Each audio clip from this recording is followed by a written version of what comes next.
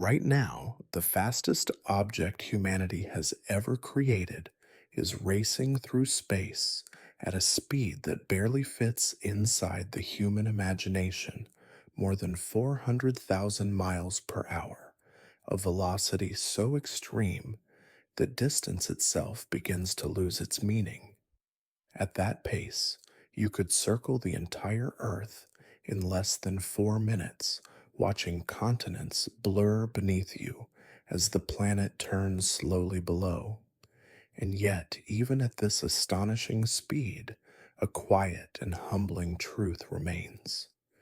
A spacecraft moving faster than anything we have ever built, faster than any human could survive aboard, would still take thousands of years to reach the nearest star beyond our sun. Not months, not decades, but millennia. This is where our intuition about space begins to fail us. We often imagine that interstellar travel is limited by technology, by better engines, more fuel, or greater ambition. But the true limitation runs far deeper than engineering or money or even willpower. It is a boundary woven directly into the fabric of reality itself. And yet, within that boundary, something unexpected exists. A subtle opening, a loophole written into the laws of space and time, one that suggests a single human life could, under the right conditions, cross distances measured not in miles, but in light years, while aging only a few quiet decades. Before we reach that idea, though, we need to slow down and understand just how fast humanity has already learned to move. The fastest object ever built by human hands is the Parker Solar Probe, launched in 2018, diving repeatedly toward the Sun and using gravity itself as a kind of cosmic slingshot. With each close pass, it steals a small amount of Venus's orbital energy, not violently or suddenly, but patiently over years of careful motion. Through this slow gravitational dance, the probe has reached speeds exceeding 430,000 miles per hour, fast enough to cross the continental United States in under half a minute. You could blink and it would already be gone. This represents the absolute edge of human engineering. Decades of planning, billions of dollars, and the combined effort of thousands of scientists and engineers, all focused on a single goal: to move faster through the cosmic void than ever before. To understand how extraordinary this is, it helps to look backward. For most of human history, the fastest we could travel was the speed of a running horse, about 25 miles per hour, a limit that held for over 200,000 years. Then came engines, automobiles, airplanes. By the early 20th century, humans pushed past 60 miles per hour. The Wright brothers flew at 34. Within a few generations, test pilots shattered the sound barrier. By the time Apollo astronauts returned from the moon, humans briefly reached speeds near 25,000 miles per hour, the fastest any person has ever traveled. And yet, even that pales beside the Parker Solar Probe, which moves tens of thousands of times faster than those astronauts ever did. Still, the universe remains unmoved. At its maximum speed, the Parker Solar Probe would need more than 6,000 years to reach Proxima Centauri, the closest star beyond our Sun. A journey that would have begun when the first written language appeared on Earth would only now be arriving. A single human lifetime Roughly 80 years barely registers against this distance. Even traveling continuously at humanity's fastest possible speed, you would cover only a tiny fraction of a light year. Trillions of miles a number that sounds vast until measured against the true scale of the cosmos. This is the quiet truth space travel forces us to confront. The universe is not just large, it is patiently, overwhelmingly vast. And understanding how far one human life can truly reach requires us to rethink speed itself. The nearest star system lies more than 80 times farther away than what an entire human lifetime could ever cross, even at humanity's maximum achievable speed. You could spend your whole existence in motion, traveling without pause, and still never come close to leaving our immediate stellar neighborhood. Space, it turns out, is not just big, it is indifferent to effort. To understand just how confined we truly are, it helps to look not outward to other stars, but inward to the outermost reaches of our own solar system. Far beyond the familiar orbits of planets lies the Oort cloud, a vast frozen spherical halo of ancient comets that marks the sun's final gravitational boundary. This distant shell extends as far as 100,000 astronomical units from the sun, with a single astronomical unit being the distance between Earth and the sun, about 93 million miles. The Oort cloud is not simply empty space, it is the true edge of our solar system, the point where the sun's gravitational grip finally weakens enough for interstellar space to begin. And yet, even this boundary remains far beyond the reach of a human life. At humanity's current maximum speed, reaching just the inner edge of the Oort cloud would require roughly 600 years of uninterrupted travel, an entire lifetime spent moving faster than anything we have ever built would still not be enough to escape the sun's extended family of orbiting debris. You would die long before truly leaving home. Measured against the real scale of our local cosmic environment, everything we have accomplished in space travel so far amounts to almost nothing. It is like spending your entire life walking only to discover you have barely crossed a single city block when viewed from above. For a more tangible reference, consider Voyager 1, the most distant object humanity has ever sent into space. Launched in 1977, this small probe has been traveling continuously for more than 47 years, moving through the outer planets past the edge of the heliosphere and into what we now call interstellar space. Over nearly half a century, Voyager 1 has covered about 15 billion miles. That number sounds enormous until you slow down and let it settle into context. In 2012, Voyager 1 crossed the heliopause, the region where the sun's solar wind finally loses its battle against the pressure of the interstellar medium, the thin gas and dust that fills the space between stars. Headlines around the world declared that Voyager had left the solar system. In one limited sense, that was true. It escaped the sun's magnetic influence. But gravitationally, Voyager remains firmly bound to the sun. It will not pass beyond the Oort cloud for another 30,000 years. 15 billion miles, achieved through decades of silent travel, represents less than a tiny fraction of the distance to the nearest star, less than 1/10%.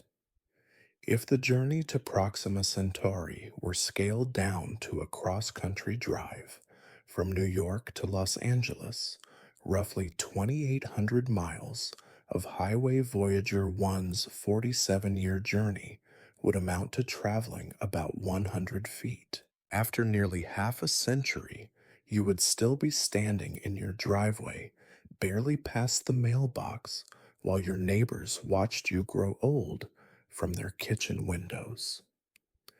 This is the scale we are dealing with. This is the quiet mismatch between human intuition and cosmic reality. And it is only when we place ourselves inside this vastness that the next question begins to form, the one that truly challenges our understanding of motion, distance, and time itself. In the time it took you to read this sentence, light traveled far enough to circle Earth 7 times. By comparison, Voyager 1, after nearly 5 decades of uninterrupted motion, has covered a distance that light crosses in roughly 20 hours. 47 years of steady travel amount to less than a single day at light speed, while the journey to Proxima Centauri represents more than 150,000 times the distance Voyager has managed to traverse in almost half a century. Voyager 1 moves through space at about 38,000 miles per hour relative to the Sun, a velocity that feels extraordinary by human standards, and yet quietly exposes the immense gulf between what we can build and what the cosmos demands. At this speed, the probe would need more than 70,000 years to reach our nearest stellar neighbor. By the time Voyager approached that distance, assuming it somehow survived the relentless erosion of interstellar space, the humans who launched it would have been extinct far longer than our entire species has existed so far. Homo sapiens emerged roughly 300,000 years ago, and Voyager would require nearly a quarter of that entire span simply to reach the closest star. It will never make that journey. Voyager 1 is powered by plutonium, generating electricity through radioactive decay, and each passing year its energy fades. The probe loses several watts annually as the fuel slowly exhausts itself. By the mid 2000s, it will no longer have enough power to operate its scientific instruments, and within another decade, it will fall completely silent, continuing onward as a powerless artifact drifting through the void.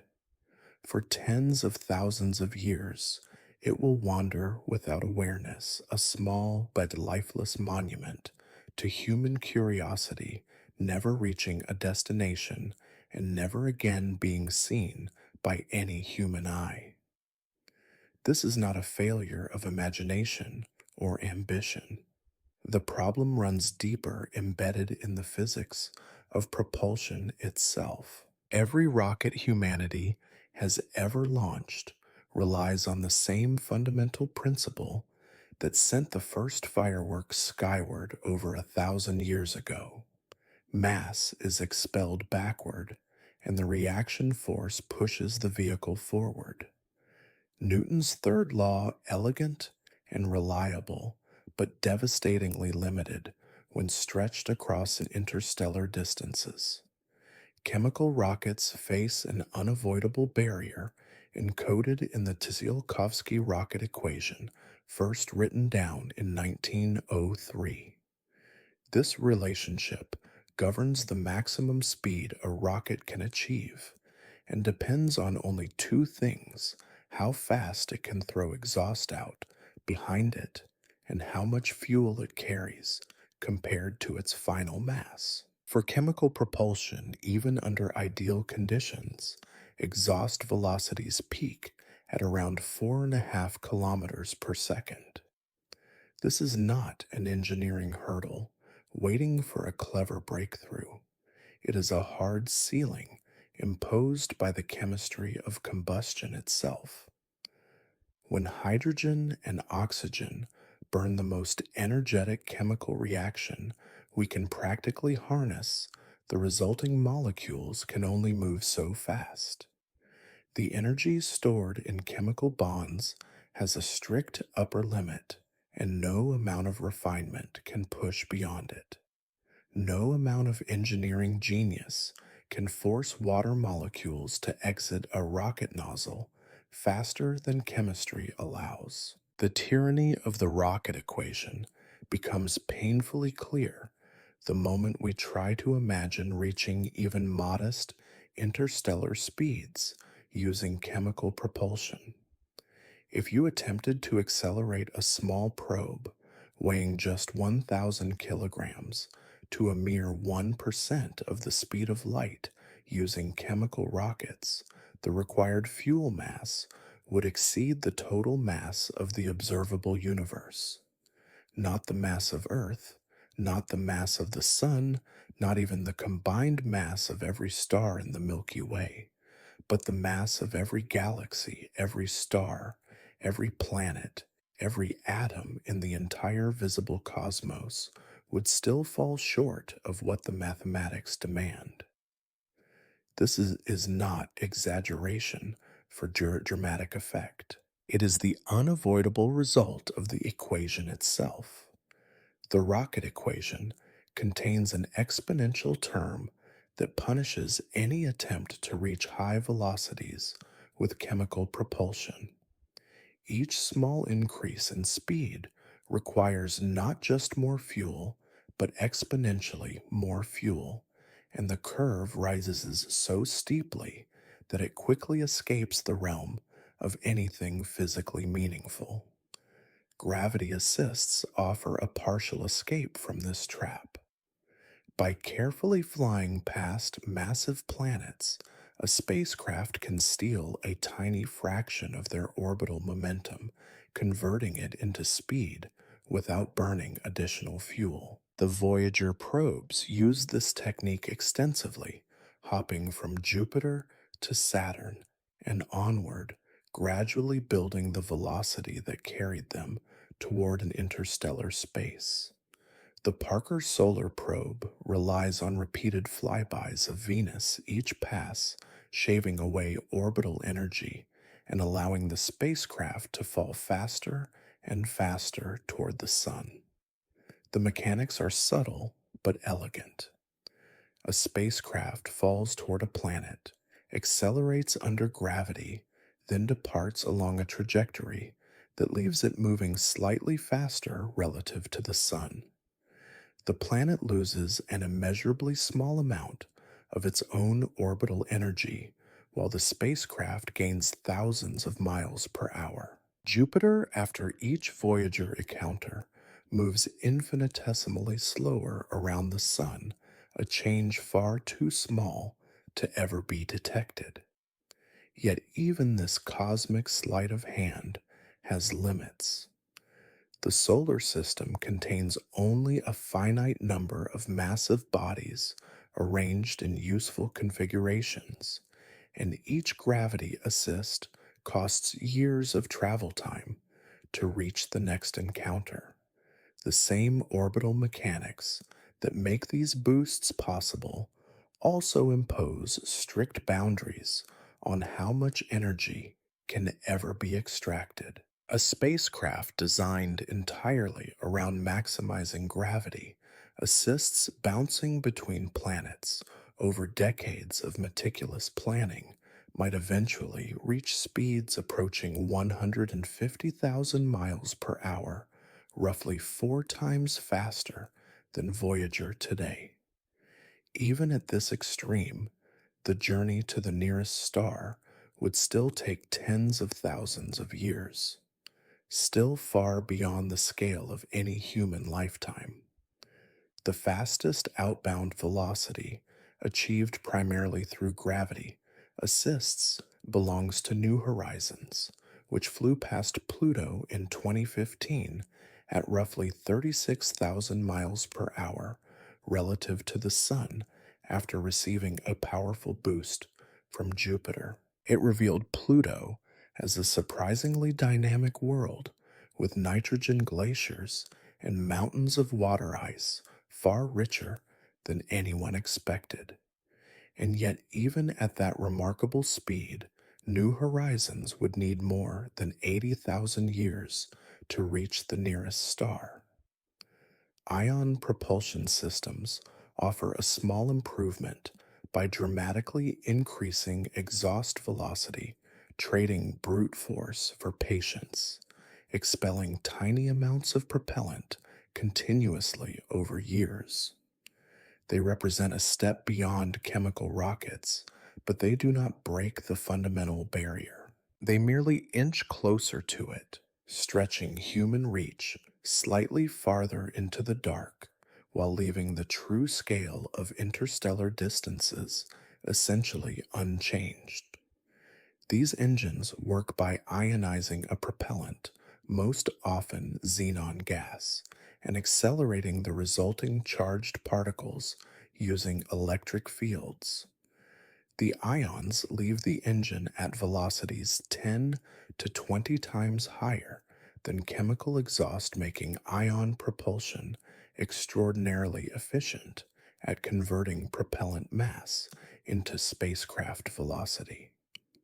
This efficiency allowed the Dawn spacecraft to perform feats that would have been impossible for a chemically powered mission of similar size. Dawn became the first spacecraft to orbit two separate celestial bodies beyond Earth, using its ion engines to reshape its trajectory slowly and precisely over months of continuous thrust. Instead of brief, violent burns, the spacecraft adjusted its path with patience, achieving orbital changes that chemical rockets could never manage with finite fuel reserves. Yet this elegance comes with a severe trade off.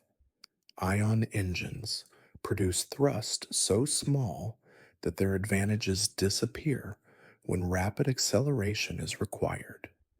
Dawn's ion drive generated roughly 90 millinewtons of force. To grasp how little this is, imagine resting a single sheet of paper flat on your palm. The gentle weight of that paper pressing downward is roughly equivalent to the thrust produced by an ion engine. Applied continuously over years, this force can build meaningful velocity, but it demands patience measured not in days or weeks, but in decades. Even with unlimited fuel and a century of uninterrupted operation, ion propulsion cannot approach the speeds required to make interstellar travel feasible within a human lifetime. You could run an ion engine for your entire life and still fall far short of velocities that would meaningfully shorten the journey to even the nearest stars. Ion drives excel at graceful navigation within our solar system, but they offer no true escape from its boundaries. They are remarkable at what they do, yet what they do is not enough. Nuclear thermal rockets represent the next step up the propulsion ladder. These engines operate by passing hydrogen propellant through a nuclear reactor, heating it to extreme temperatures before expelling it through a nozzle.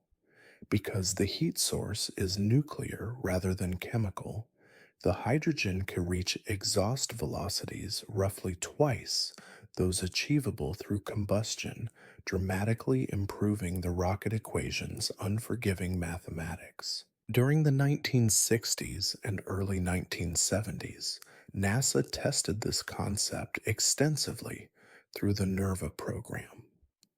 Engineers conducted dozens of successful reactor tests, running nuclear engines for extended periods and demonstrating that nuclear thermal propulsion was not speculative but practical.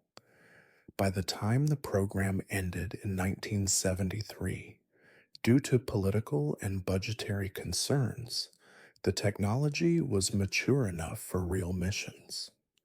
We have known how to build nuclear rockets for more than half a century and simply chose not to deploy them. A nuclear thermal rocket could, in principle, accelerate a spacecraft to around 100,000 miles per hour using reasonable fuel ratios. This represents a significant improvement over chemical propulsion, roughly tripling achievable speeds. At this velocity, the journey to Proxima Centauri would shrink to approximately 28,000 years. Still far beyond the scale of any human life, still longer than the entirety of recorded human civilization, but progress nonetheless. Solar sails offer perhaps the most elegant propulsion concept of all, relying not on fuel or combustion, but on sunlight itself. When photons strike a reflective surface, they transfer tiny amounts of momentum, exerting a gentle but continuous push. A sufficiently large and lightweight reflective sail can harness this radiation pressure to build speed over time without carrying a single gram of propellant. In 2010, the Japanese Icaros spacecraft demonstrated this principle in practice, successfully deploying a 14-meter sail and achieving measurable acceleration driven purely by sunlight. The experiment confirmed that light can indeed push objects through space, not just in theory, but in reality. Near the sun, where radiation intensity is greatest, a solar sail could theoretically achieve accelerations approaching 1% of Earth's surface gravity. This sounds impressive until the quiet constraint reveals itself. Maintaining such acceleration requires remaining close to the sun, where heat radiation and orbital dynamics impose severe limits. Farther out, as sunlight weakens, the push fades and acceleration slows to a whisper. Solar sails promise elegance and efficiency, but like every other propulsion method before them, they cannot bridge the vast gulf between stars within the span of a human life. And the entire purpose of propulsion is, of course, to go somewhere else. As a solar sail drifts away from the sun, the very force that pushes it begins to fade. Radiation intensity falls with the square of distance, meaning that when you double your distance from the sun, the pressure from sunlight drops to just 1/4 of what it was before. What feels powerful near the sun quickly weakens in the outer solar system and becomes almost meaningless once interstellar space begins. A solar sail launched from a close solar approach might eventually reach velocities of several 100,000 miles per hour before radiation pressure becomes too faint to matter. At 500,000 miles per hour, roughly 100 times faster than Voyager's current speed and faster than any spacecraft humanity has ever built, the journey to the nearest star would still take more than 5,000 years. At that speed, an entire human lifetime would cover about 350 billion miles, roughly 6/10 of a light year. You could travel perhaps 1/7 of the way to Proxima Centauri before your life quietly ended in the darkness between stars. It would be extraordinary progress by engineering standards, and yet it would still leave you stranded forever, short of your destination. This is the devastating reality of all current and near future propulsion technologies. The fastest speeds humanity has achieved, tested, or can plausibly construct within the next century simply cannot carry a human being beyond our immediate cosmic neighborhood within a natural lifespan. Chemical rockets are fundamentally incapable. Ion engines are efficient, but far too weak. Nuclear thermal rockets help, but not nearly enough. Solar sails are elegant, but they cannot accelerate large masses to the required velocities. For all our ingenuity, we remain confined to a tiny bubble of space, only a few light hours across, clinging to our home world. The psychological weight of this realization shaped early scientific thinking about interstellar travel. Throughout much of the 20th century, many physicists quietly concluded that travel between stars was physically impossible for biological beings. The energy demands were overwhelming. The journey times stretched beyond any reasonable definition of practicality, and prolonged exposure to cosmic radiation would accumulate to lethal levels long before arrival. The vast emptiness between stars seemed almost intentional, as if the universe itself had been designed to prevent life from migrating between stellar systems. Some scientists spoke of a kind of cosmic quarantine imposed not by force, but by distance alone. The speed of light appeared to form an unbreakable barrier, one that no amount of clever engineering could overcome. We might one day exchange radio messages with distant civilizations, waiting years or centuries for replies, but we would never visit them. We would never shake hands with an alien or walk beneath the light of another sun. The mathematics of space and time seemed merciless, absolute, and final, and yet hidden within those very equations, the same ones that appear to imprison humanity, lies a loophole so subtle and so profound that it changes everything we think we know about distance time and the true limits of human exploration. This loophole was discovered in 1905 by a 26-year-old patent clerk working quietly in Bern, Switzerland. His name was Albert Einstein, and he asked a question so simple it sounded almost childish at first. What would happen, Einstein wondered, if you could ride alongside a beam of light? What would you see? How would time feel as it passed? What would happen to the space around you if you could somehow drift alongside a beam of light? The answers. Einstein uncovered, overturned everything human intuition had ever suggested about motion, time, and distance.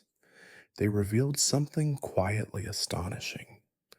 The barrier that seems to trap humanity inside its small cosmic neighborhood is not nearly as solid as it appears.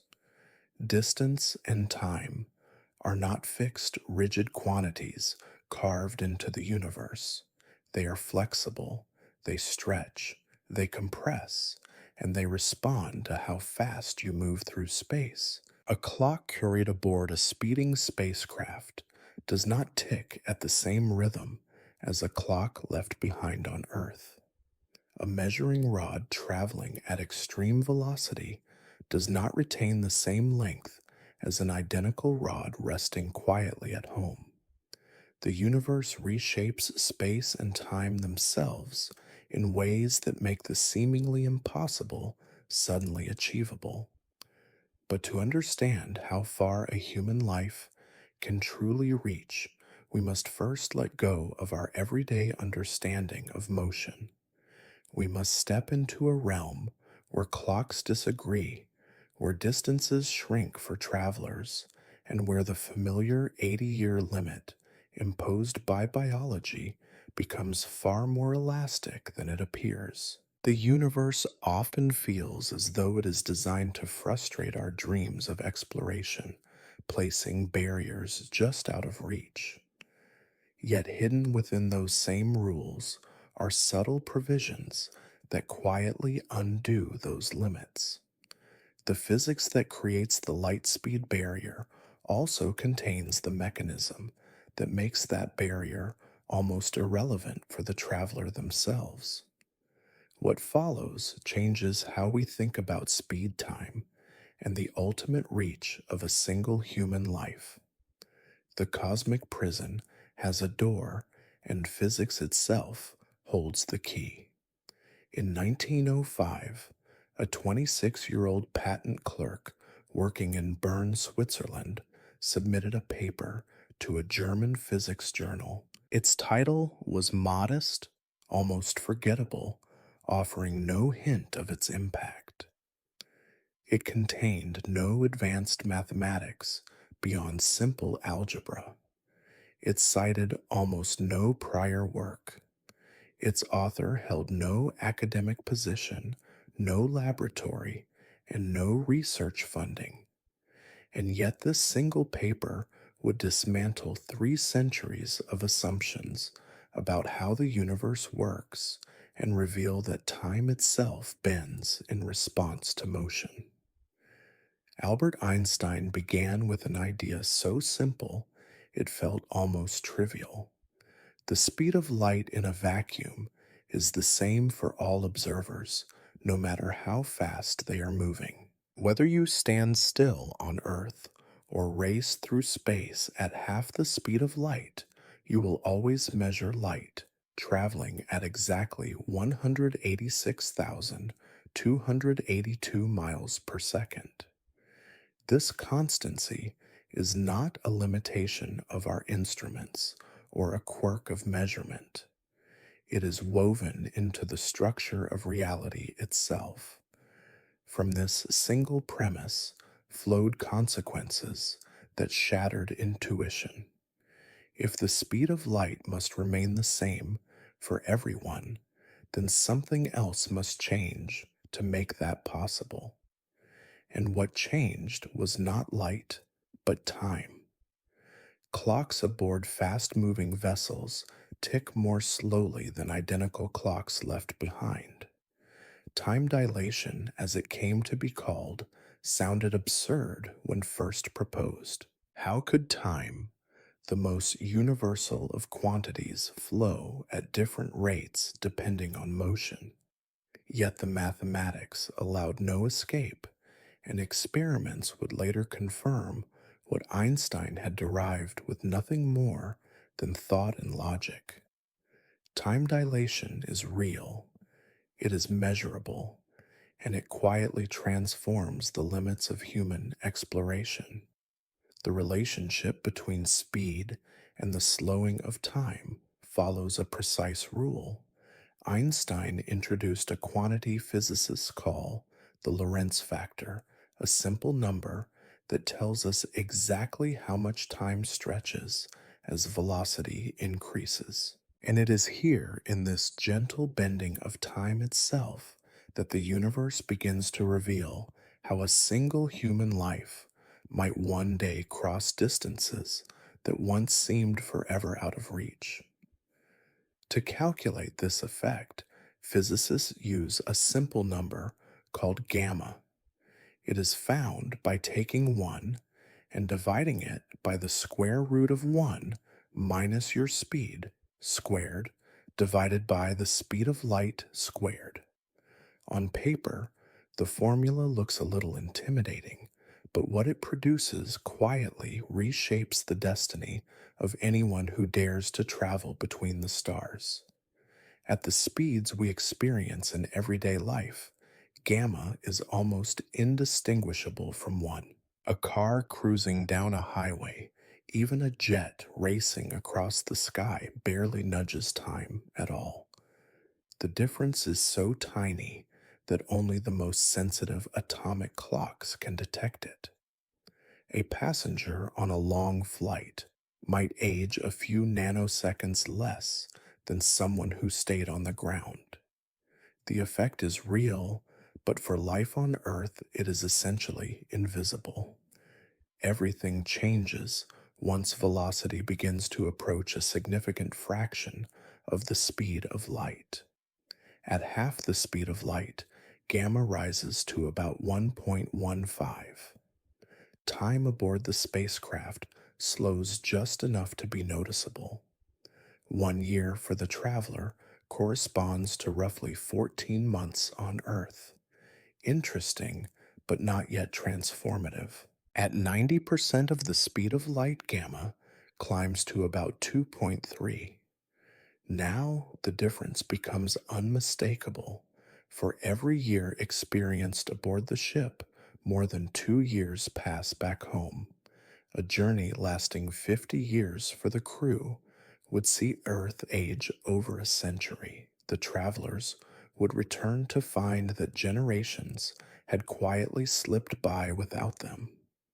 Push the speed to 99% of light speed, and gamma jumps to just over 7. Time dilation accelerates dramatically. 7 years pass on Earth for every single year aboard the spacecraft. A decade of subjective travel becomes 70 years of history unfolding back home. A 50-year voyage would span more than 3.5 centuries on Earth. You would leave one world and return to another. At 99.9% of light speed, gamma exceeds 22. Now 22 Earth years compress into a single year of ship time. 50 years of travel would carry the universe forward by more than 1,000 years. Entire civilizations could rise, transform, and fade while you experienced what felt like a single lifetime. And as the speed creeps ever closer to light itself, the numbers grow relentlessly. At 99.99%, gamma rises past 70. Add another 9, and it surpasses 200. Add one more, and it climbs beyond 700. Each step closer to light speed multiplies the stretching of time by roughly 3. These are not abstract numbers. They completely transform what interstellar travel means. Take Vega, one of the brightest stars in our night sky, about 25 light years from Earth. At ordinary spacecraft speeds, reaching it would require hundreds of thousands of years. But at 99% of light speed, Earth would see the journey take just over 25 years. From the traveler's perspective, time dilation compresses that span to a little over 3 years. You could travel to Vega, explore its system, return home, and age less than a decade, while a quarter century passed on Earth. Increase the speed to 99.9% of light speed, and the effect becomes almost surreal. Gamma at 22 squeezes that same 25-year journey into barely more than a single year of lived experience. Distance remains unchanged. Light speed is never exceeded, yet time itself quietly folds, allowing a human life to stretch across regions of space that once seemed forever unreachable. You could visit Vega and return before celebrating your second birthday aboard the ship. From Earth's point of view, the round trip would consume half a century of history, but for you, only 2 quiet years would pass. Time itself would stretch behind you like a long shadow, while your own life moved forward almost untouched. Now, let your imagination drift farther outward beyond single stars to the Pleiades star cluster. That familiar spray of blue-white points hanging in winter skies lies roughly 440 light years from Earth. At any conventional speed, reaching the Pleiades would take millions of years, far longer than humanity has existed. But at 99.9% of the speed of light, where gamma rises above 70, the journey transforms completely. From the traveler's perspective, the crossing would last only about 6 years. You could wander among dozens of hot young stars, explore entire stellar neighborhoods woven into human myth for thousands of years, and return having aged perhaps 15 years while nearly 9 centuries unfolded back on Earth. The scale grows even more astonishing when we turn our gaze inward toward the heart of our own galaxy. The center of the Milky Way lies about 26,000 light years away, home to a supermassive black hole 4 million times the mass of the Sun, surrounded by dense star clusters and violent cosmic forces, unlike anything near our solar system. At 999% of light speed, where gamma exceeds 200, the subjective journey time drops to roughly 116 years. Still longer than a single human lifetime, but suddenly imaginable for multi generational crews or travelers supported by life extension technologies that future centuries may unlock. Push the speed closer still to 99.9999% of light speed, and gamma climbs beyond 700.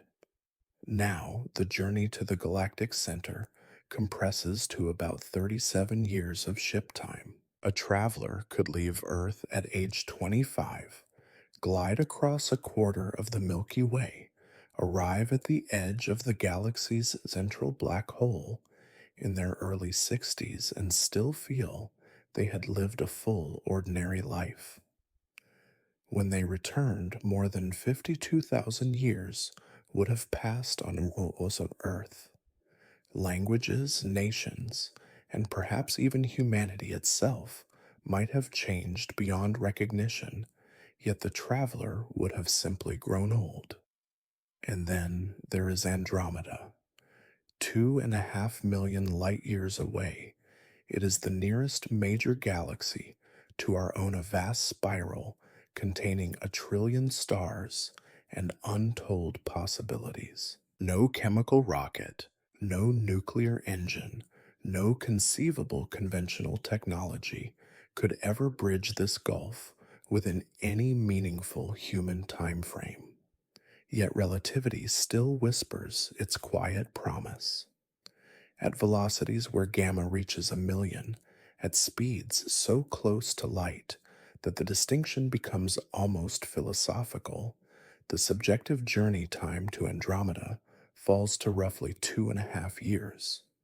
You could cross the void between galaxies, explore an entirely separate island universe, and experience the passage as shorter than a typical graduate degree. Earth, meanwhile, would age to 2.5 million years. Civilizations would rise and vanish. Continents would drift. Entire species would come and go. But the traveler themselves would return, having aged only a few calm years. These numbers reveal a truth hidden in Einstein's equations and obscured by everyday experience. The universe is not built to forbid cosmic exploration.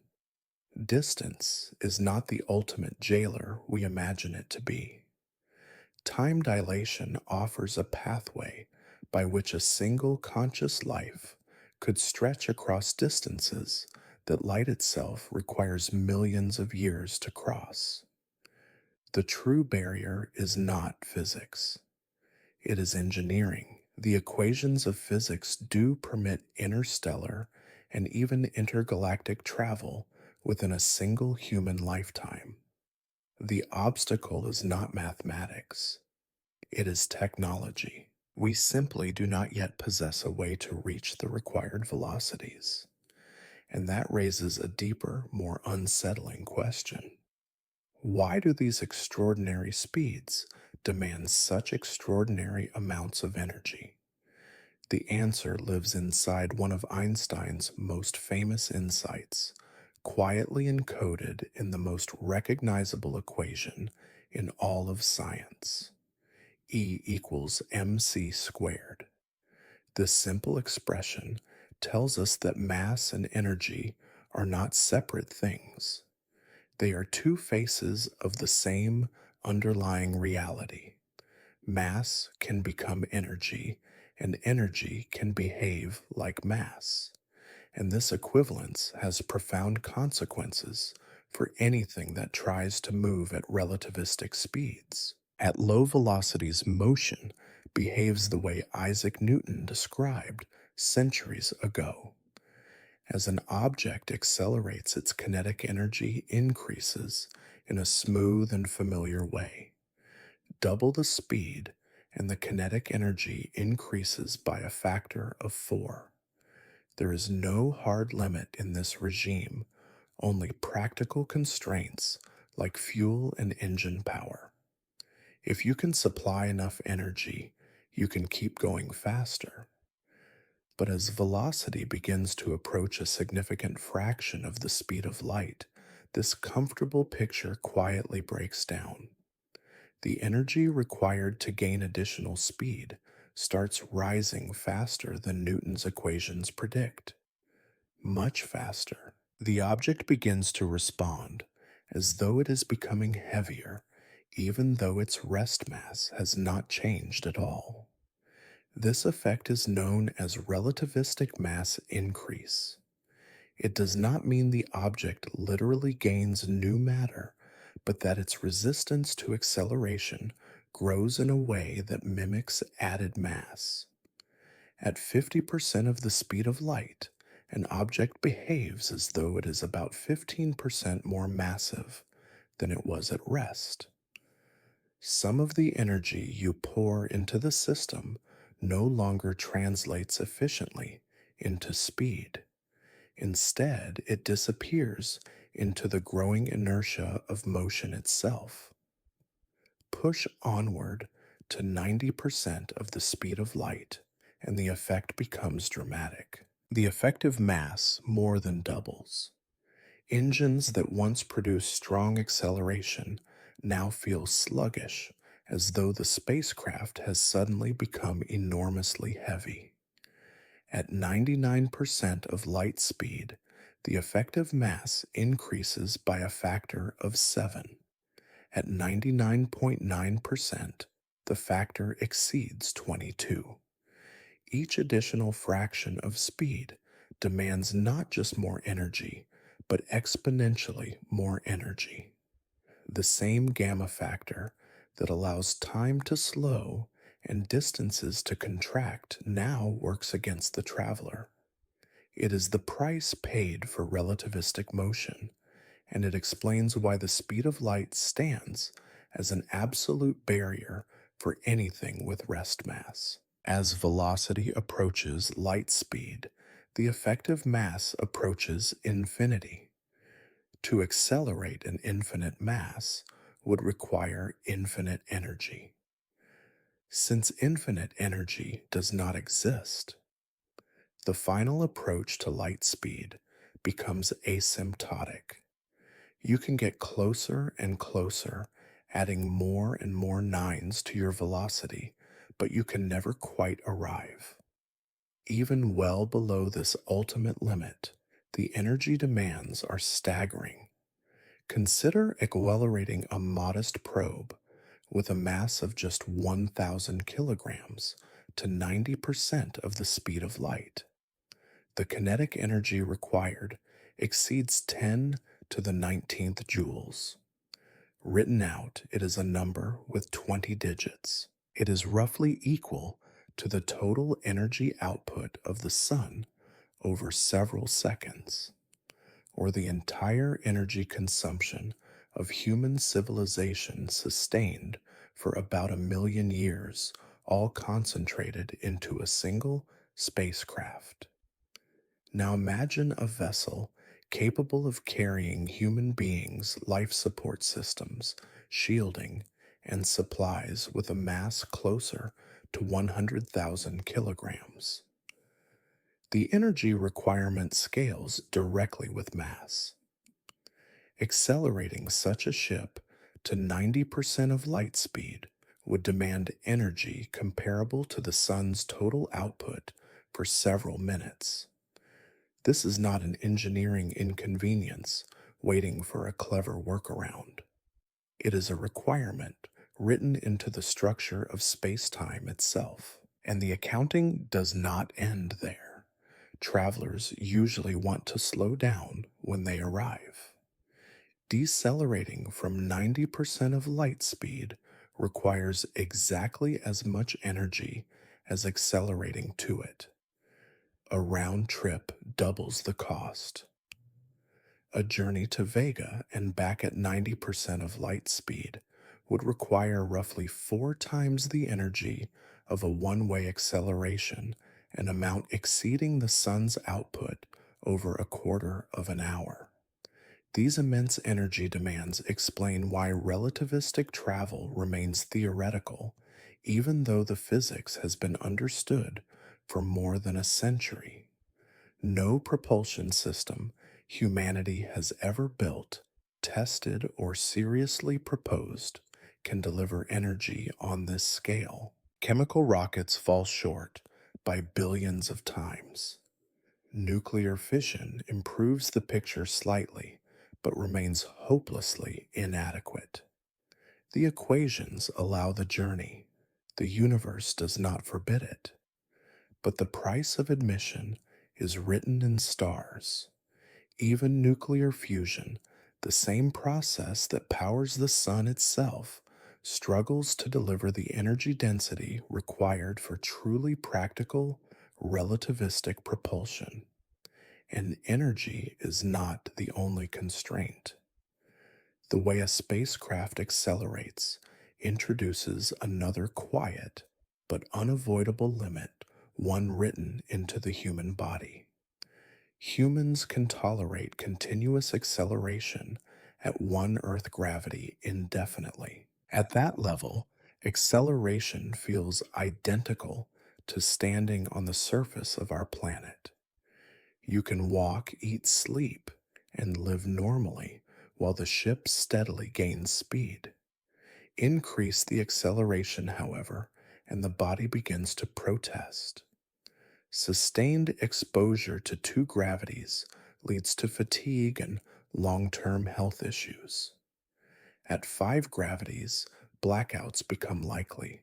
At 10 gravities, survival itself becomes uncertain. Because of this, one Earth gravity is often considered the maximum comfortable acceleration for human interstellar travel, and at that gentle, familiar rate, something remarkable happens. A spacecraft accelerating continuously at one gravity would reach 90% of the speed of light in just under 11 months of ship time. During the first half of the journey, the ship accelerates toward its destination, steadily increasing velocity. At the midpoint, the spacecraft flips around and begins decelerating at the same one gravity rate, arriving at the destination with zero relative speed after an equal period of braking. This constant acceleration profile changes how we think about long journeys. Instead of accelerating briefly and then coasting for years, the ship is always either speeding up or slowing down. For short trips, this method costs more energy than coasting would. But for extremely long distances, constant acceleration can actually reduce total travel time by keeping the ship near relativistic speeds throughout the journey. 1 year of continuous acceleration at one Earth gravity brings a spacecraft to about 77% of the speed of light. 2 years pushes that to roughly 97%. 3 years carries it beyond 99%. Each additional year adds less velocity than the one before as the light speed barrier asserts itself more strongly. But time dilation quietly compensates, compressing the traveler's experience even as velocity gains slow. This is where the famous twin paradox emerges, not as a paradox at all, but as a natural consequence of relativity. And it offers one of the clearest illustrations of how profoundly time dilation reshapes human experience. Imagine two identical twins, Alice and Bob.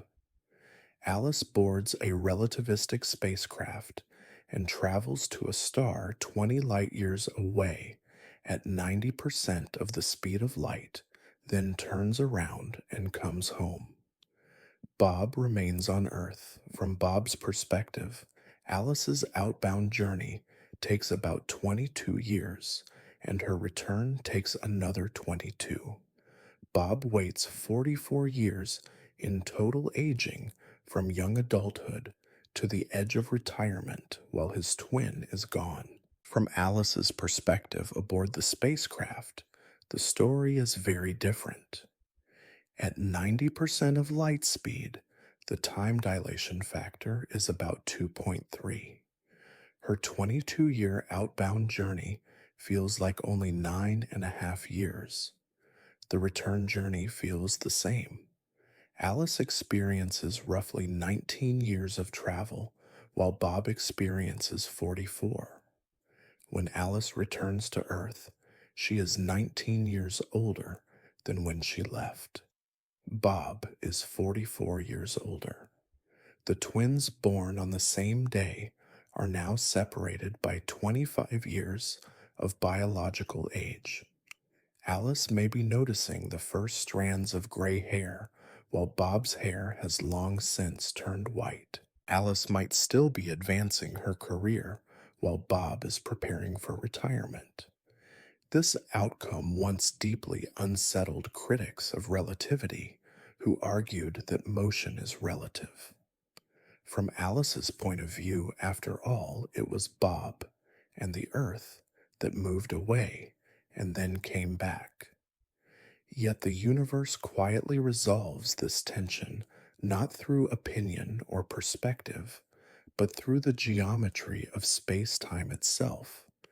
So why does Alice age less while Bob grows old waiting on Earth? The answer lies in a subtle but crucial asymmetry between their experiences.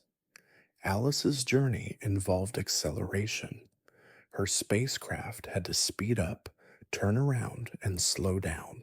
Bob, meanwhile, remained in an almost perfectly inertial frame, feeling no comparable acceleration at all. That difference breaks the apparent symmetry and determines who experiences less time. This is not just a thought experiment. The twin paradox has been tested and confirmed in the real world. In 1971, physicists Joseph Haffel and Richard Keating placed highly precise cesium atomic clocks aboard commercial airliners and flew them around the Earth, comparing them to identical clocks that stayed on the ground. When the flying clocks returned, they were out of sync by about 270 nanoseconds, exactly as Einstein's theory of special relativity predicted. The effect was tiny because airplanes move very slowly compared to the speed of light, but it was real, measurable, and undeniable. Time truly does pass at different rates for travelers in motion. For relativistic travelers, time dilation creates experiences far stranger than simply returning home younger. Signals from Earth could still reach the spacecraft during its journey, carrying news, entertainment, and messages from loved ones. But those signals would arrive compressed in time. Years of Earth broadcasts could reach the ship in mere months of onboard time. A traveler might watch children grow into adults and adults grow old, all accelerated into a surreal montage, while only a short span of their own life passes. Communication in the opposite direction is far less forgiving. Messages sent from the spacecraft must still obey the speed of light. A traveler moving at 99% of light speed toward a star 100 light years away would experience the journey in about 14 years. But a message sent from the ship just 1 year into the trip would take decades to reach Earth, and Earth's reply would take decades more to return. By the time a response arrived, the traveler might already be at their destination or well beyond it. Relativistic travel allows you to outrun time, but not information. The visual experience of such a journey would be equally alien. Light arriving from the direction of travel becomes increasingly blue shifted as the spacecraft moves toward its sources. Starlight ahead would shift from familiar colors into ultraviolet, then X rays, and eventually into forms of radiation invisible and dangerous to human eyes. Constellations would dissolve, replaced by intense, compressed beams detectable only by instruments. Behind the spacecraft, the opposite happens. Light from receding stars is stretched to longer wavelengths, red shifted into infrared, and then radio waves fading until it slips beyond detection entirely. The universe behind the traveler slowly goes dark. Relativistic aberration further distorts the view. Light from the sides appears to bend forward, compressed into a narrowing cone in the direction of motion. At 90% of light speed, most of the visible universe is squeezed into a circle about 60 degrees wide ahead of the ship. At 99%, that circle shrinks to just 16 degrees. At even higher velocities, nearly all visible light collapses into a single, brilliant point directly ahead, while darkness envelops everything behind. The space between stars, which feels empty at ordinary speeds, becomes dangerous at relativistic ones. Interstellar space contains roughly one hydrogen atom per cubic centimeter, along with traces of heavier elements and dust. At low velocities, this material is harmless, but at speeds approaching that of light, each atom strikes the spacecraft with enormous energy. At 90% of light speed, these impacts rival cosmic rays. At 99%, their energy increases dramatically. The front of the spacecraft would be bombarded by a constant spray of high energy particles capable of damaging electronics, eroding materials, and harming living tissue. Protecting against this radiation would require either massive physical shielding or powerful magnetic fields to deflect charged particles away. But shielding adds mass, and mass must itself be accelerated to relativistic speeds, increasing the already staggering energy demands. Even the solutions create new problems. And yet, despite all these challenges, the physics itself is clear. Relativistic time dilation is real tested and woven into the structure of the universe. The obstacles are not questions of whether it works, but whether any civilization can ever master the energy, engineering, and patience required to turn this extraordinary possibility into reality. Time dilation is not a theoretical curiosity, tucked away in physics textbooks. It is a measured, verified phenomenon, confirmed again and again by decades of precision experiments. The equations of relativity do not forbid human travel across interstellar and even intergalactic distances within a single biological lifetime. The true barrier is not physics, it is propulsion.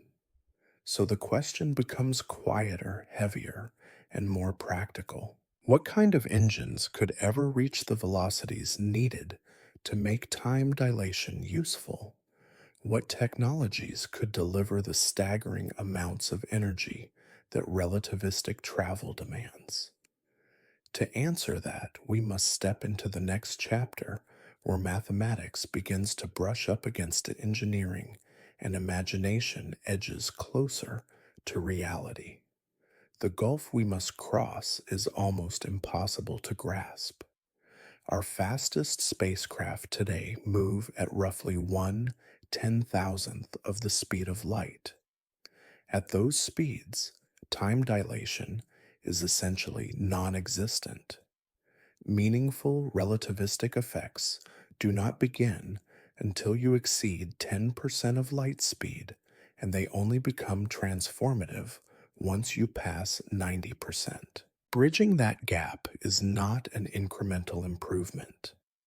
It is a revolution spanning multiple orders of magnitude. To see the scale of the challenge, consider the Parker Solar Probe, the fastest object humanity has ever built. At its closest passes to the Sun, it reaches about 0.06% of light speed.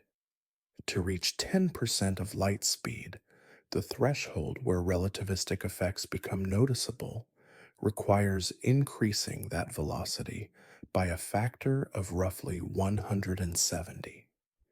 To reach 90% of light speed, where time itself begins to compress dramatically, requires a velocity increase of more than 1,500 times beyond our current maximum.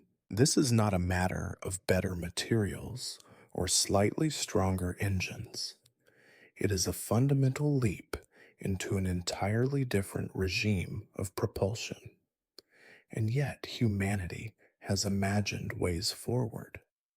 Some of these concepts rely only on known physics, waiting patiently for engineering to catch up.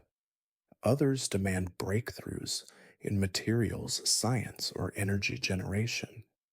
A few drift into speculative territory where the physics itself is not yet fully understood. Exploring these ideas reveals both how far our reach might extend and how formidable the obstacles remain. One of the boldest propulsion concepts ever seriously studied is nuclear pulse propulsion. It emerged in the late 1950s at the General Atomics Laboratory in San Diego, where a group of physicists dared to ask a question that sounded almost absurd.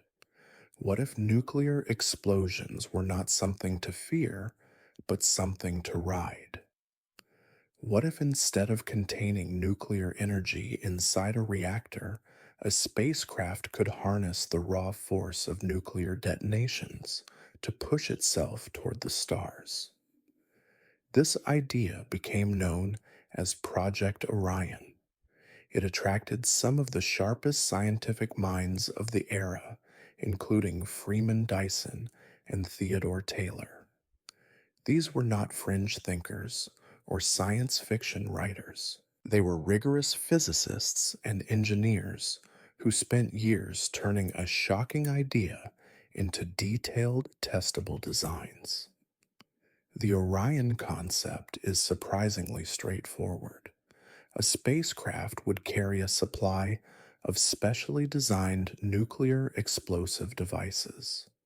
One by one, these devices would be ejected behind the ship and detonated at a precise distance. Each explosion would create a rapidly expanding plasma fireball, a massive pusher plate at the rear of the spacecraft would intercept a portion of that plasma, absorbing its momentum and converting it into forward motion. Shock absorbers between the pusher plate and the crew module would smooth each violent impulse into a sustained, tolerable acceleration. This was not merely theoretical. The Orion team conducted real world experiments using conventional chemical explosives. Small scale models were built. Charges were detonated beneath them. The results were unambiguous. The models flew. The pusher plates survived repeated blasts. The shock absorption systems worked. In principle, the physics was sound. Project Orion revealed something unsettling and profound. The universe does allow propulsion systems capable of reaching relativistic speeds. The door is not locked by physics. It is guarded instead by practicality, by politics, by energy, and by our willingness to accept solutions that feel extreme. And as we move deeper into these concepts, the question becomes less about whether such journeys are possible and more about what kind of civilization would choose to attempt them. Nuclear test ban treaties brought Project Orion to a halt in 1963 before any atomic detonations could ever be tested in space. Yet by that point, the physics was already clear. Detailed calculations showed that Orion could outperform nearly every propulsion concept imagined before it, and most of those proposed since. Even a relatively modest Orion spacecraft using fission based nuclear devices could reach velocities of 3 to 4% of the speed of light. Larger designs incorporating hydrogen fusion explosions might push that figure to 8 or even 10%. The most ambitious concepts stretching beyond the engineering capabilities of the 1960s hinted at speeds approaching 15% of light speed or more. At 10% of light speed, the journey to Tau Ceti, a sun-like star roughly 12 light years away, and considered a promising candidate for habitable planets, would take about 120 years. That is still longer than a single human lifetime, but no longer absurdly so. Such a journey would fall within the realm of multi-generational missions, or perhaps travelers willing to spend most of their lives in transit. At these speeds, however, time dilation offers little help. The effect compresses the journey by less than 1%, meaning the crew would experience nearly the same passage of time as observers on Earth. The engineering challenges of nuclear pulse propulsion are severe but not insurmountable. The pusher plate must survive repeated exposure to nuclear fireballs enduring temperatures of millions of degrees, delivered in microsecond pulses thousands of times over the course of the journey.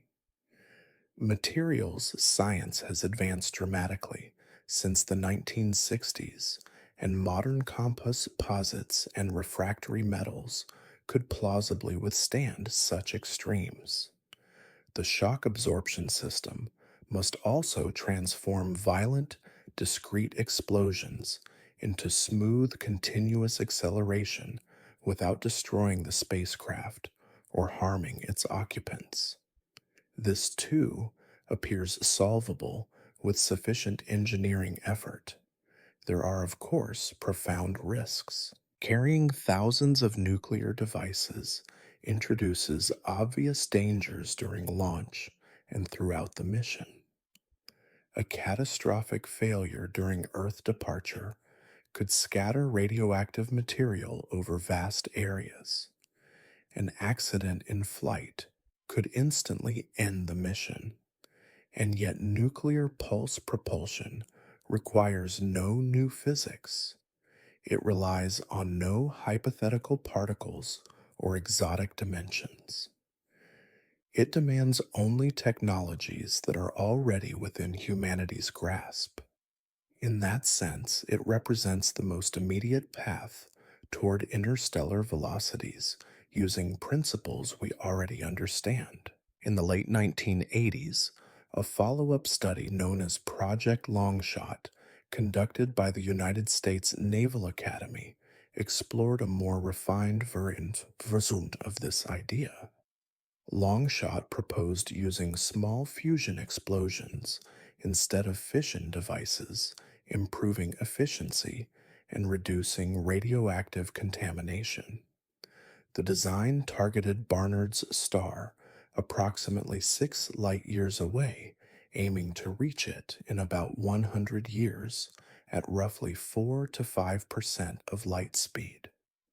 The study concluded that such a mission was technically feasible using technology that could plausibly be developed within a few decades. Antimatter propulsion occupies a very different and uniquely powerful position among interstellar concepts.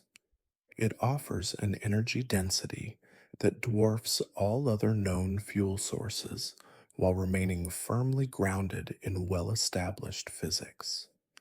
When a particle of matter encounters its antimatter counterpart, both annihilate, completely converting 100% of their combined mass into energy.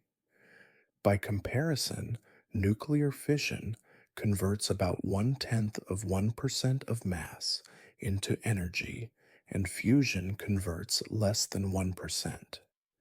Antimatter is roughly 140 times more energy dense than fusion and around 1,000 times more efficient than fission.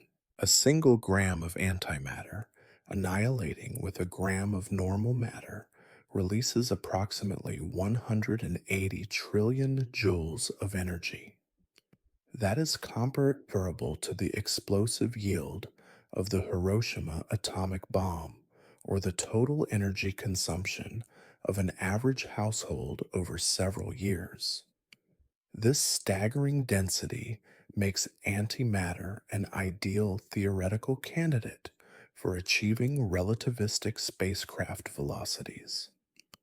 An antimatter rocket would channel the products of matter antimatter annihilation through a magnetic nozzle to generate thrust.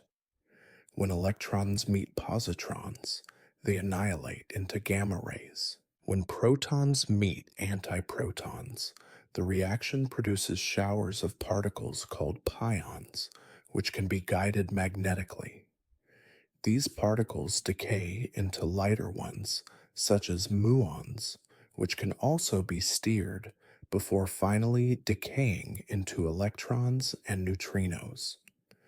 The effective exhaust velocity of such a system approaches a significant fraction of the speed of light itself, far beyond what chemical nuclear or even fusion systems can achieve. This extraordinary exhaust velocity transforms the rocket equation from an impossible barrier into a challenging but solvable problem. With an antimatter propulsion reaching relativistic speeds becomes mathematically plausible without requiring more fuel than exists in the observable universe. Consider a journey to Epsilon Eridani, a young sun-like star roughly 10 to 12 light years from Earth that hosts at least one confirmed planet. At 30% of the speed of light, a velocity achievable with on the order of 100 kilograms of antimatter for a modest probe, the journey would take about 35 years as measured from Earth. Time dilation at this speed would compress the traveler's experience to roughly 33 years. A modest difference, but a meaningful one. A human could leave Earth at age 30 and arrive at Epsilon Eridani still vigorous, still capable of exploration, having experienced little more than 3 decades of travel.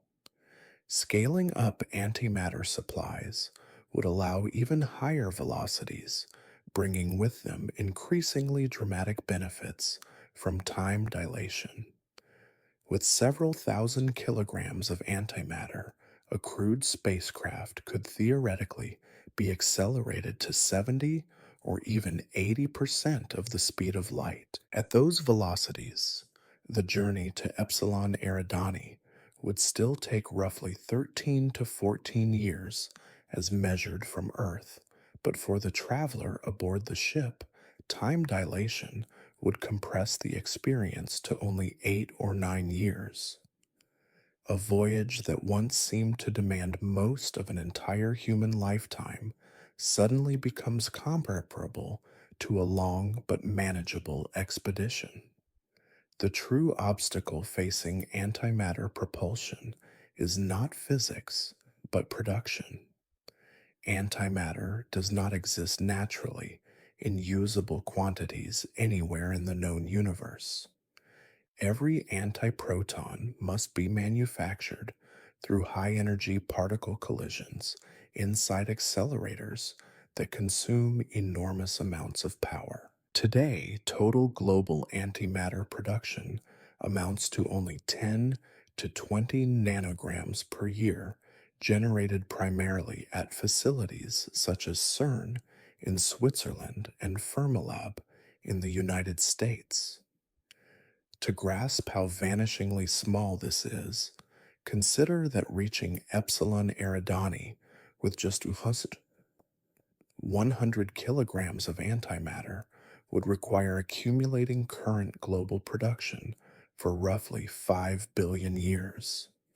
The energy cost compounds the problem even further. Creating antimatter through particle collisions requires roughly 10 billion times more energy than the antimatter ultimately stores. Manufacturing enough antimatter for a single interstellar probe would demand energy inputs exceeding the total power consumption of human civilization for centuries, perhaps millennia. Storage presents an equally severe challenge. Antimatter annihilates instantly upon contact with normal matter, requiring containment systems that suspend it in perfect vacuum using powerful magnetic fields. The fuel must never touch the walls of its container, must remain stable through launch vibrations, and must survive decades of storage during interstellar transit. As of 2023, the longest antimatter has ever been successfully stored is about 16 hours. Scaling that achievement from hours to decades represents an improvement factor of nearly 10,000. Because of these production and storage barriers, antimatter propulsion remains a distant, theoretical ideal rather than a practical pathway to the stars. The physics is elegant and sound, but the engineering lies far beyond any foreseeable capability. Antimatter serves best as a benchmark, a reminder of what ultimate propulsion efficiency could look like, rather than as a near term solution for human exploration. Beamed energy propulsion takes a radically different approach, sidestepping the core problem that plagues all rocket based systems. Rockets must carry their energy source with them, and that energy source has mass that must itself be accelerated, creating a vicious cycle in which adding fuel only increases the difficulty of gaining speed. Beamed energy systems break this cycle by leaving the power source behind. The idea dates back to the 1960s when physicist Robert Forward proposed using powerful lasers to accelerate ultra lightweight sails to interstellar velocities. A sail carries no fuel at all. Instead, it gains momentum by reflecting photons using light itself as propulsion. With sufficiently powerful lasers and sufficiently light sails, velocities approaching a significant fraction of the speed of light become theoretically achievable. Breakthrough Starshot announced in 2016 with $100 million in initial funding from Yuri Milner and endorsed by Stephen Hawking represents the most serious modern effort to turn this concept into reality. The project proposes using a ground-based laser array to accelerate tiny spacecraft called star chips to 20% of the speed of light. At that velocity, the journey to the Alpha Centauri system would take about 20 years. The concept envisions a phased array of lasers with a combined output of roughly 100 gigawatts, comparable to the power produced by 100 large nuclear reactors. This array would focus its beam on a spacecraft weighing only a few grams, consisting of a reflective sail, perhaps 4 meters across, attached to a chip carrying cameras, navigation systems, and communication hardware.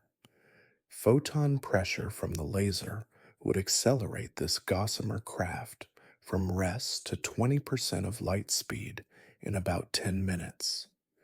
The engineering challenges are immense, but not obviously impossible. The laser array must maintain precise focus on a rapidly accelerating target as light speed delays stretch from milliseconds to seconds and then minutes. The sail must survive radiation intensities capable of vaporizing conventional materials, demanding advanced reflective coatings that remain largely theoretical. The star chip itself must function reliably, despite weighing less than a paperclip.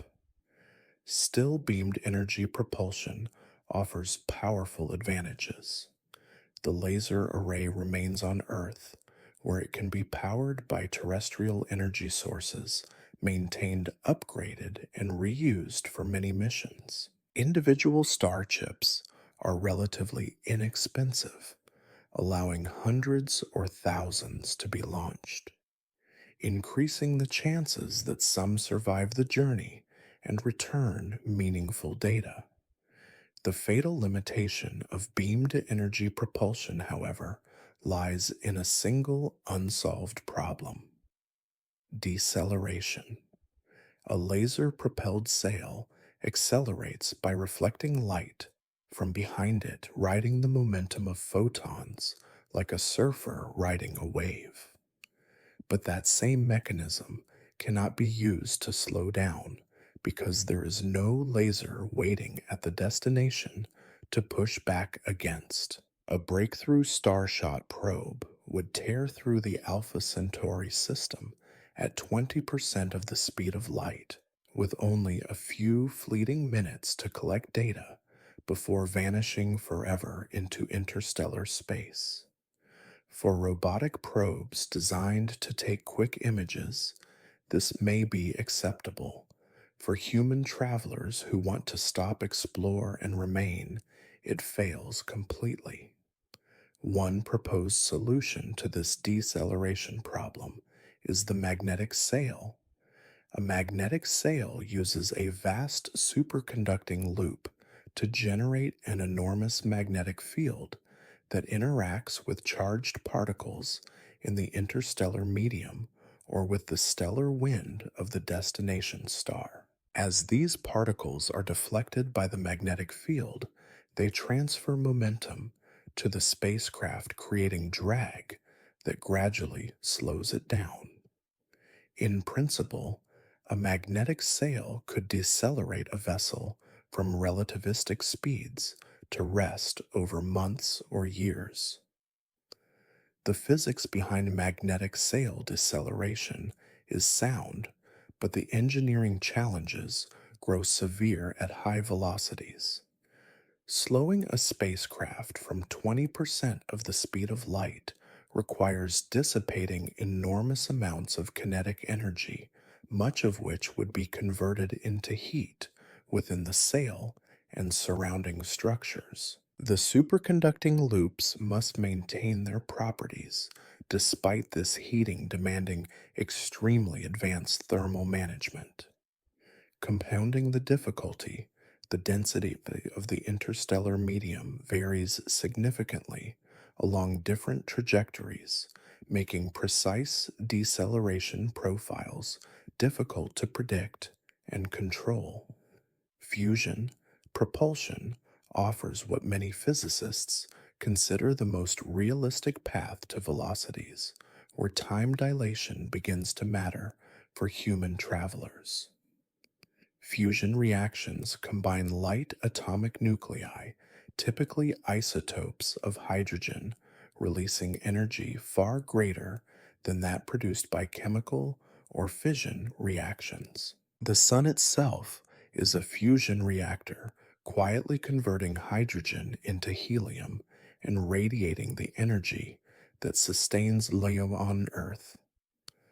Harnessing this same process for propulsion could, in principle, open the stars to human exploration.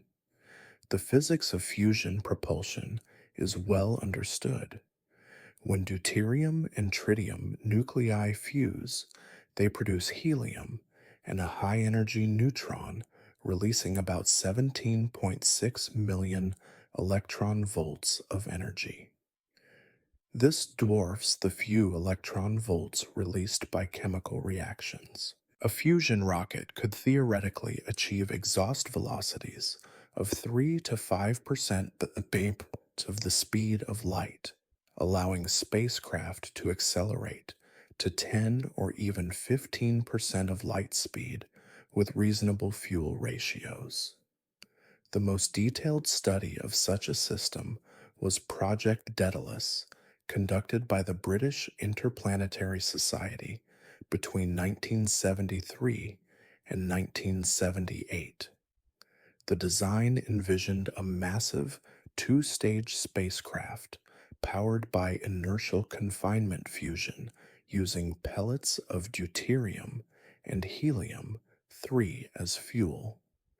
Powerful electron beams would compress these pellets until fusion ignited and the reaction products would be expelled through a magnetic nozzle to generate thrust. Daedalus was designed to reach Barnard's star about 6 light years away in roughly 50 years, cruising at 12% of the speed of light. The first stage would burn for 2 years, accelerating the craft to just over 7% of light speed before separating. The second stage would continue accelerating for nearly 2 more years before shutting down and coasting the rest of the way. The spacecraft would be immense, with a launch mass of about 54,000 tons, most of it fuel.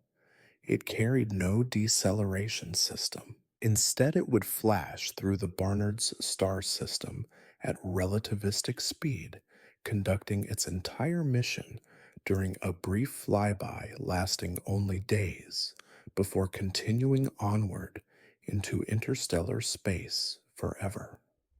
Project Icarus, initiated in 2009 by the British Interplanetary Society and the Tau Zero Foundation, revisited the Daedalus concept using updated physics and engineering assumptions. These studies explored a range of fusion fuels and engine configurations, generally confirming that velocities between 10 and 20% of light speed might be achievable with fusion propulsion using technology that could plausibly be developed within the next century. At 15% of light speed, a journey to Sirius, the brightest star in Earth's night sky, at a distance of 8.6 light years, would take about 57 years as measured from Earth. Time dilation at this velocity would reduce the traveler's subjective experience by only about 1%. A human leaving Earth at age 25 would arrive in their early 80s, having spent nearly their entire adult life in transit. Survival, perhaps, but hardly practical interstellar travel. To reach velocities where time dilation truly transforms the journey requires propulsion concepts beyond conventional fusion. One of the most elegant ideas ever proposed was the Bussard ramjet, introduced by physicist Robert Bussard in 1960. Instead of carrying fuel, a ramjet would scoop hydrogen directly from the interstellar medium using vast magnetic fields, then fuse that hydrogen to generate continuous thrust. In theory, such a ship could accelerate indefinitely, limited only by relativistic effects as it approached the speed of light. For decades, the Bussard ramjet inspired both science fiction and serious scientific research, offering the dream of true relativistic travel without the crushing fuel mass penalties of conventional rockets. But detailed calculations eventually revealed fatal flaws. The interstellar medium contains, on average, only about one hydrogen atom per cubic centimeter, far too sparse to sustain fusion efficiently. Collecting enough hydrogen would require a magnetic scoop thousands of kilometers across, and the interaction between this scoop and the charged particles it collects would generate drag greater than the thrust the fusion reactions could produce. The ramjet becomes, in effect, a parachute too large for its own engine to overcome. Later analyses suggest the concept might function in unusually dense regions of space, such as inside giant molecular clouds, but it fails in the typical interstellar environment. The dream of unlimited acceleration by harvesting fuel from space appears physically unattainable with known physics. Hybrid propulsion concepts offer more realistic compromises. A spacecraft might use nuclear pulse propulsion or laser boosted sails to achieve high initial velocity, then rely on onboard fusion engines or magnetic sails to decelerate upon arrival. By combining multiple technologies, such missions could outperform any single propulsion method alone. Consider, for example, a hybrid mission to the Tau Ceti system. At a distance of roughly 12 light years, Tau Ceti hosts multiple planet candidates, including several that may lie within the star's habitable zone. In one plausible hybrid mission scenario, the journey would begin not with onboard engines, but with light itself. A powerful ground based laser array would push against a sail attached to a fusion powered spacecraft, accelerating the vessel during the first weeks of its voyage. In this initial phase, the laser provides the immense energy needed to push the craft up to roughly 15% of the speed of light without requiring the spacecraft to carry vast quantities of fuel. Once this acceleration phase ends, the sail is released, and the spacecraft enters a long, silent coast through interstellar space, drifting for nearly 80 years. As it approaches the Tau Ceti system, the onboard fusion engine ignites not to speed up, but to slow down. Over months or years, the fusion drive gradually bleeds away the spacecraft's velocity, allowing it to arrive with enough control to enter orbit around its target star rather than streaking past in a brief, irreversible fly-through. This hybrid approach dramatically reduces the fuel mass the spacecraft must carry, outsourcing the most energy intensive part of the journey, acceleration, while preserving the onboard propulsion needed for deceleration and exploration.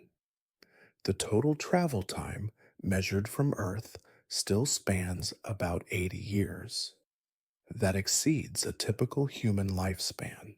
Yet a crew departing in their 20s might still survive to see arrival in their hundreds, assuming continued advances in medicine and life extension technologies over the coming century.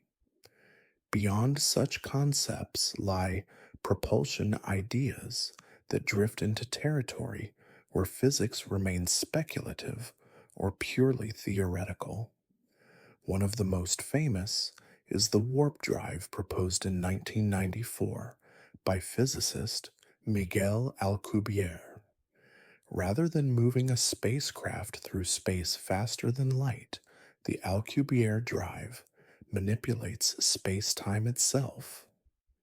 Space is contracted big in front of the vessel and expanded behind it, creating a bubble of flat space-time that rides a wave through the universe. Inside this bubble, the spacecraft remains at rest relative to its local spacetime, while the surrounding geometry carries it forward.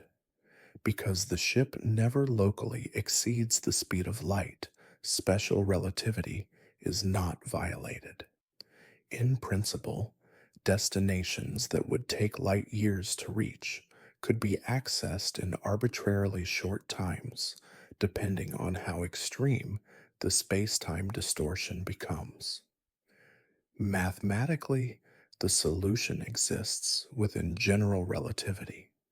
Physically, however, it demands something extraordinary: negative energy density, a form of matter or energy that may not exist in nature at all. Even the most optimistic estimates suggest energy requirements comparable to the mass energy of Jupiter, while more realistic calculations push the demand beyond the mass energy of the entire observable universe. For now, the warp drive remains a beautiful piece of mathematics with no known path to construction. Wormholes offer another speculative shortcut through space-time. These theoretical structures, also permitted by general relativity, would connect distant regions of the universe through tunnels outside normal three-dimensional space. A traveler entering one mouth of a wormhole could emerge from the other light years away, having crossed the distance almost instantaneously. Yet stable, traversable wormholes require exotic matter with negative energy density to keep them from collapsing. Whether such matter can exist in sufficient quantities remains unknown. Some quantum field theory effects hint that small amounts of negative energy might be possible under special conditions, but scaling these effects to stabilize a macroscopic wormhole remains deeply uncertain. Even if wormholes could be created, they introduce a practical paradox of their own. One mouth must still be transported to the destination using conventional propulsion before the shortcut exists, meaning the original interstellar travel problem is not truly avoided. Returning to technologies grounded in well tested physics, the most realistic frontier for interstellar propulsion lies with advanced fusion systems, possibly assisted by beamed energy during initial acceleration. With sustained investment and development, such systems could plausibly reach velocities of 15 to 20% of the speed of light within the coming century. At 20% of light speed, relativistic time dilation exists but remains modest. The gamma factor is about 1.02, meaning that a 50-year journey measured on Earth would feel like roughly 49 years aboard the ship. The traveler gains only about a year, enough to measure, but not enough to change the fundamental nature of the voyage. True relativistic benefits emerge only beyond 50% of light speed and become dramatic above 90%. The gap between 20% and 90% of light speed represents perhaps the most formidable barrier in all of propulsion physics. No known technology can cross this divide with any plausible energy source or fuel system. Yet the laws of physics themselves do not forbid such travel. The equations allow velocities arbitrarily close to the speed of light, constrained only by the energy available for acceleration. Time dilation is real. It genuinely compresses the journey for those who travel fast enough. Cosmic distances that appear impossible from Earth become, from the traveler's perspective, merely vast, challenging, and profoundly humbling. The universe has not built walls to forbid interstellar exploration. It has simply set the price extraordinarily high. Whether humanity will ever develop propulsion systems capable of reaching deeply relativistic speeds remains an open question. Imagine a civilization so advanced that propulsion has become effectively perfect. Energy is abundant. Acceleration to any chosen velocity is effortless. Spacecraft routinely cruise at 99.999% of the speed of light. In such a universe, what then limits how far a human could travel in one lifetime? The answer no longer comes from engineering fuel or machinery. It emerges from the structure of the universe itself. Even with near godlike propulsion capabilities, there are boundaries no technology can overcome. These limits are woven into space-time, shaped by cosmic expansion and enforced by the finite age of everything that exists. They define the absolute maximum reach of any traveler, regardless of how fast they move, how long they live, or how advanced their civilization becomes. To see these limits clearly, we must abandon the idea of the universe as a static stage through which travelers simply move. The universe is not a fixed container, it is alive with motion. Space itself stretches and grows, carrying galaxies apart, the way rising dough carries raisins away from one another. This expansion creates horizons, invisible boundaries beyond which no traveler can ever reach, no matter how close they move to the speed of light. Our first reference point is the observable universe. This vast sphere, centered on Earth and extending roughly 46.5 billion light years in every direction, contains all the light that has had time to reach us since the beginning of cosmic history. Its full diameter spans about 93 billion light years. Within this volume lie an estimated 2 trillion galaxies, each holding hundreds of billions of stars, many of them likely surrounded by planets where life could arise. At first glance, this seems like the ultimate boundary of exploration. Beyond it, nothing has ever been seen. No telescope, no radio antenna, no gravitational wave detector has ever captured a signal from beyond this horizon. In a practical sense, this sphere defines the limits of what humanity can observe. But observation and reach are not the same thing. Light arriving from the most distant galaxies we can see today began its journey more than 13 billion years ago, when the universe was far smaller and denser. During the time that light was traveling toward us, space itself expanded, stretching the distance between its source and Earth.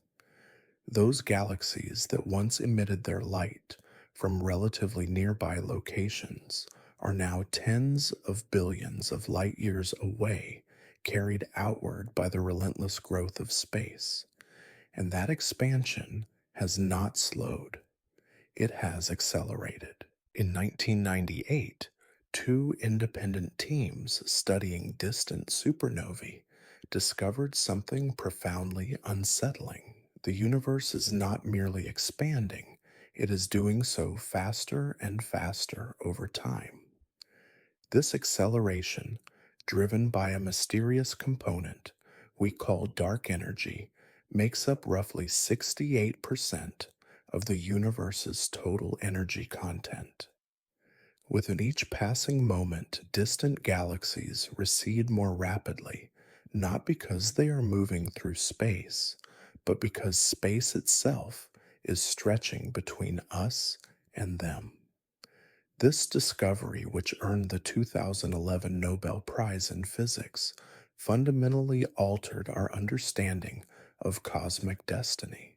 Dark energy introduces a boundary more absolute than the observable horizon itself, a limit not of sight, but of possibility, a distance beyond which even perfect propulsion and infinite patience cannot carry a traveler. And it is here at this quiet edge of cosmic expansion that the universe reveals its final answer. The Hubble sphere marks the distance at which the expansion of the universe matches the speed of light itself. At this boundary, roughly 14 billion light years from Earth galaxies recede from us at exactly 186,000 miles per second. Their recession speed equals the cosmic speed limit, creating a threshold with extraordinary implications. Beyond the Hubble sphere, galaxies recede faster than light. This does not violate relativity because those galaxies are not racing through space at impossible speeds. Instead, space itself is expanding, carrying them away like leaves drifting apart on a swelling ocean. The distinction is subtle, but for any would-be traveler, it offers no comfort. Whether motion comes from travel through space or from the stretching of space itself, anything beyond this boundary recedes faster than any spacecraft or signal can pursue. Light emitted today from galaxies just beyond the Hubble sphere begins a journey with no destination. Each photon moves faithfully toward Earth, yet the space between source and observer expands faster than the photon can cross it. Those photons will travel forever through an ever-widening void, never arriving, never delivering their ancient messages. Still, the Hubble sphere is not the ultimate limit for travel. Here, the difference between light and spacecraft matters. Light travels at a fixed speed from the instant it is emitted, never accelerating. A spacecraft, in contrast, can continue to accelerate, potentially outrunning the local expansion of space and pushing outward into regions where even Earth's light could never follow. The true boundary is the cosmological event horizon. This horizon, currently around 16 to 17 billion light years away, defines the maximum distance any traveler or signal departing today could ever reach, even given infinite time and unlimited propulsion. Beyond this boundary, cosmic expansion has already won. Space stretches faster than any approach velocity could overcome. Destinations beyond the event horizon are not merely difficult to reach, they are fundamentally unreachable under the known laws of physics. This horizon is not fixed. As dark energy continues to accelerate the expansion of the universe, the event horizon slowly contracts. Regions that are accessible today will eventually slip beyond reach forever. The window for cosmic exploration narrows with every passing moment. Current models suggest that within roughly 100 billion years, the event horizon will shrink to include only our local group of galaxies. Andromeda, already falling toward the Milky Way, will merge with us long before that isolation becomes complete. But every other galaxy will drift beyond the horizon, disappearing not only from reach, but from view. On even longer timescales, measured in trillions of years, the isolation becomes nearly total. Future astronomers living within the merged remnant of the Milky Way and Andromeda will see a universe containing only their own galaxy. No distant galaxies will glow in the sky. The cosmic microwave background, the faint afterglow of the Big Bang, will have red shifted beyond detection. All observational evidence of cosmic expansion will vanish. Those future observers may never know that other galaxies once existed. They may reconstruct physics from first principles and conclude that their galaxy is the entire universe. The expansion of space itself will have erased the evidence of its own origin. This creates a quiet urgency. Every galaxy, every star, cluster, every cosmic structure has an expiration date, a moment after which it becomes permanently unreachable. The universe offers a window for exploration, and that window is slowly closing. Within these cosmic constraints, how far could a single human lifetime truly reach? The answer lies in combining time, dilation, with the geometry of an expanding universe, accounting not only for how far a traveler moves, but for how far the destination itself recedes during the journey. At 99% of the speed of light, a traveler maintaining that velocity for 50 years of subjective time would cross roughly 350 light years. Earth would age about 355 years, while the traveler aged only 5 decades. Within that volume lie tens of thousands of star systems, many hosting planets, stellar nurseries, where new suns are born, ancient globular clusters older than the galactic disk, and stars that will burn for trillions of years alongside giants nearing explosive ends. A single lifetime at this speed would open regions of the galaxy profoundly different from our own solar neighborhood. Increase the speed to 99.9% of light speed, and the transformation becomes dramatic. The time dilation factor exceeds 22. 50 years aboard the ship corresponds to more than 1,000 years on Earth. During those 50 subjective years, the traveler could cross over 1,100 light years, passing through millions of star systems and a volume of space containing billions of potentially habitable worlds.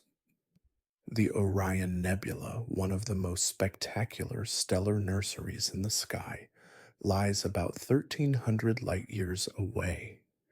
At this speed, a traveler could reach it within a single lifetime, witnessing stars and planets forming in glowing clouds of gas and dust, arriving aged 50, while Earth aged more than a millennium.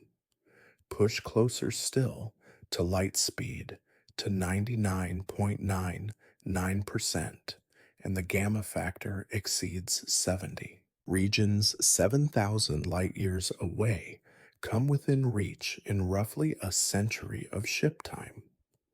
The Eagle Nebula, the Carina Nebula, and even the outskirts of the galactic center approach the realm of possibility.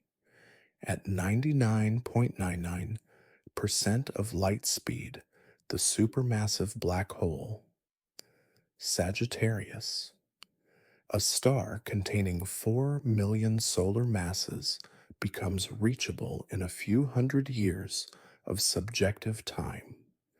A multi generational crew could depart Earth in antiquity and arrive at the gravitational heart of the Milky Way in what feels like a long but finite journey.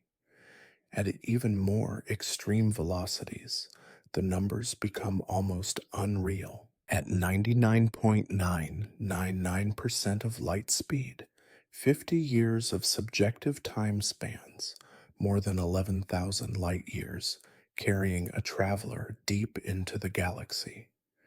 And as velocity creeps ever closer to light speed, the reachable universe expands, not because space becomes smaller, but because time itself bends, compressing eternity into something that feels almost human. 50 years of subjective time could carry a traveler across 35,000 light years, far beyond the galactic center and deep into the far side of the Milky Way. Pause for a moment and consider what that truly means. A single person could, in theory, board a spacecraft, accelerate to an extreme relativistic velocity, and cross the entire width of our galaxy, emerging on the opposite side, nearly 100,000 light years from Earth, while experiencing the journey as lasting little more than a human lifetime.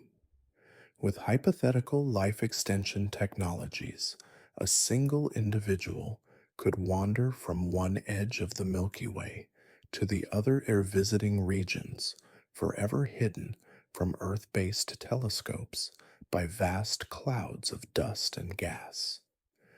Push the time dilation factor higher still, into the thousands, and intergalactic travel begins to drift from fantasy toward theoretical possibility. The Large Magellanic Cloud, a satellite galaxy of the Milky Way, orbits at a distance of roughly 160,000 light years.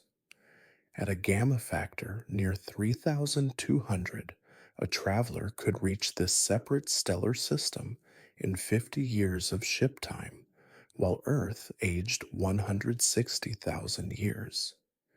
The civilization that launched the traveler would have risen, flourished, and almost certainly vanished long before their arrival.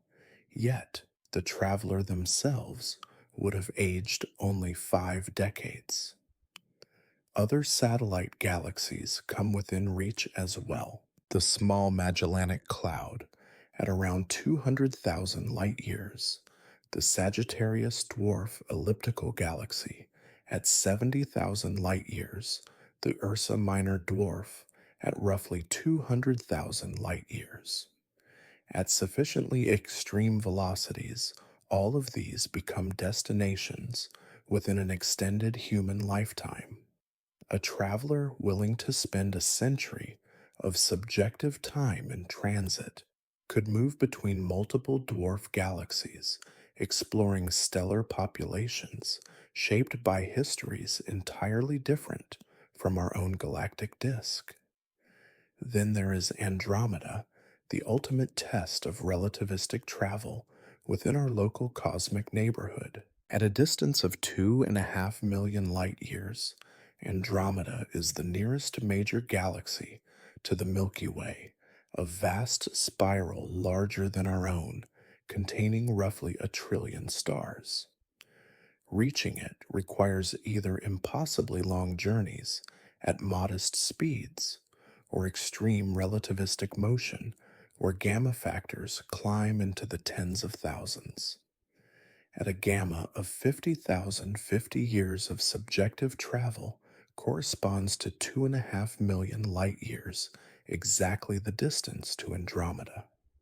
A traveler departing Earth today at such a velocity would arrive having aged only 50 years, while Earth itself aged 2.5 million. They would emerge into a completely different island universe, surrounded by unfamiliar constellations, orbiting an alien galactic core, unimaginably distant from anything resembling home. Andromeda hosts stellar populations, both younger and older than those of the Milky Way. Its central bulge is larger and more dominant, and at its heart lies a supermassive black hole estimated to be around 100 million times the mass of our Sun, roughly 25 times heavier than Sagittarius A star. The galaxy is accompanied by dozens of satellite dwarf galaxies, each containing stars and planetary systems shaped by conditions unlike those of our own cosmic neighborhood. Yet the journey carries a quiet, irreversible cost. The traveler could never share these discoveries with Earth.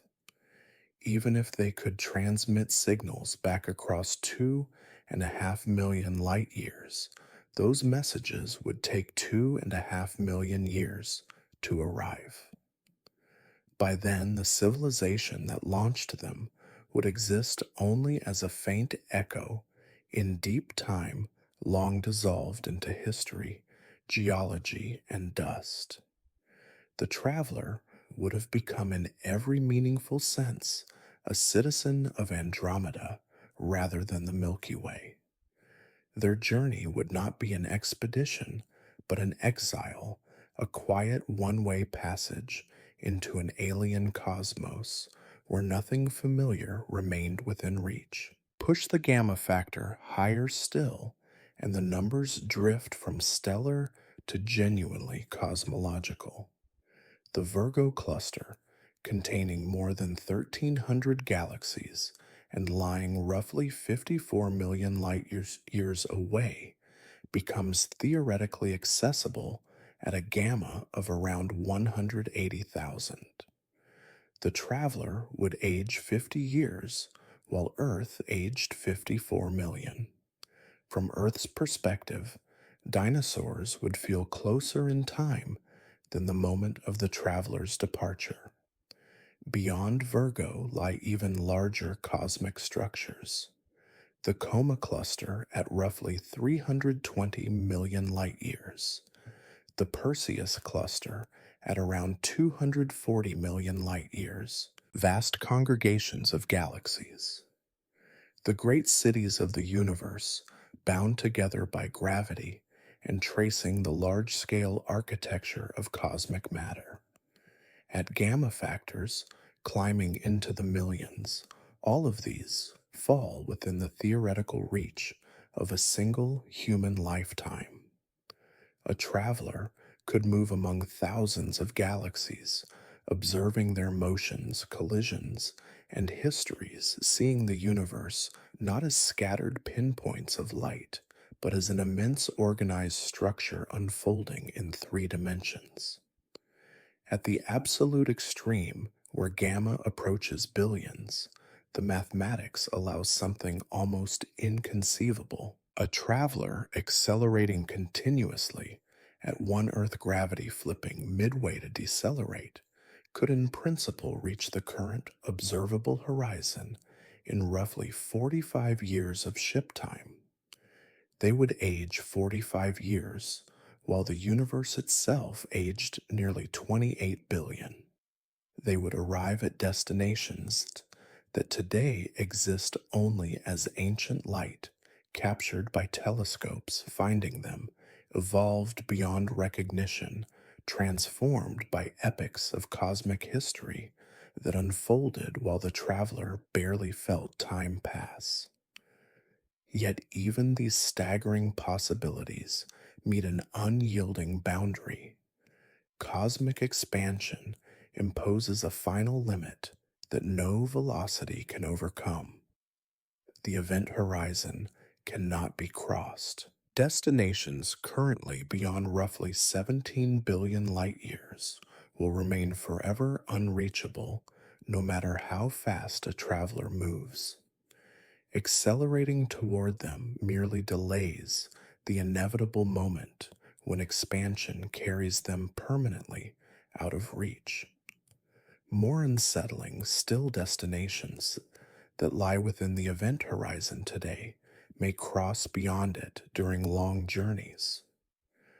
A traveler could depart toward a distant galaxy only to discover decades of ship time later that the universe has quietly pulled the destination away, placing it forever beyond approach. The accessible universe shrinks even as explorers race outward. This makes extreme relativistic travel profoundly one way in nature. Time dilation allows immense distances to be crossed while aging only slightly, but it does not permit a return to the era of departure. Every journey becomes a journey forward through time from which there is no true return. Consider a round trip to the Pleiades star cluster roughly 440 light years away. At 99% of light speed, the outward journey would take about 445 years of Earth time, yet only 63 years aboard the ship. The return journey would require the same. The traveler would come back, having aged around 126 years, finding that nearly 900 years had passed on Earth. The civilization that launched them would exist only in history. Languages would have shifted beyond recognition. Political systems, cultures, technologies, and values would have transformed repeatedly across almost a millennium. The traveler would return as a living artifact from a vanished age, perhaps revered, perhaps studied, but inevitably isolated from every human connection they had ever known. Extend the journey farther, and the isolation deepens. A round trip to the galactic center at 99.99% of light speed would return a traveler to an Earth more than 500,000 years in the future. Modern humans have existed for roughly 300,000 years. The world awaiting their return would be separated from their departure by more time than our species has yet walked the planet. A round trip to Andromeda, if it were somehow possible, would bring a traveler back to an Earth 5 million years ahead of their origin. 5 million years ago, the human lineage had not yet diverged from other great apes. Whatever beings inhabited Earth upon the traveler's return would be as different from us as we are from Australopithecus. These calculations reveal that relativistic travel is unlike any journey humanity has ever known. Every great voyage in our past, from the crossings of ancient oceans to the first steps on the moon, preserved a thread of connection between the traveler and home. Messages could be sent, memories remained shared. A return was always possible, even if it took years. The human story stayed intact across distance. Relativistic journeys break that pattern completely. They do not merely stretch space, they sever time. A traveler who leaves Earth at near light speed does not simply go far away. They step out of their own era. They move forward through time in a way that cannot be undone. Even if they return to the same planet, to the same coordinates in space, they arrive in a future that no longer remembers them. Familiar faces are gone. Languages have shifted, civilizations have risen and fallen.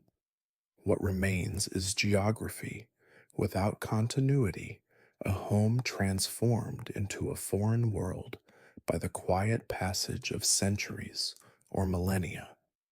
Seen this way, the question of how far a human can travel is no longer just about distance. It becomes a question of trade offs between range and connection, between exploration and belonging, between discovering the universe and remaining part of the human story.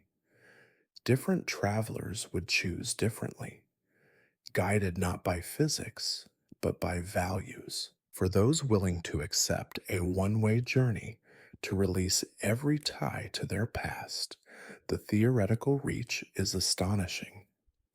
A single lifetime, measured in subjective decades, could span billions of light years.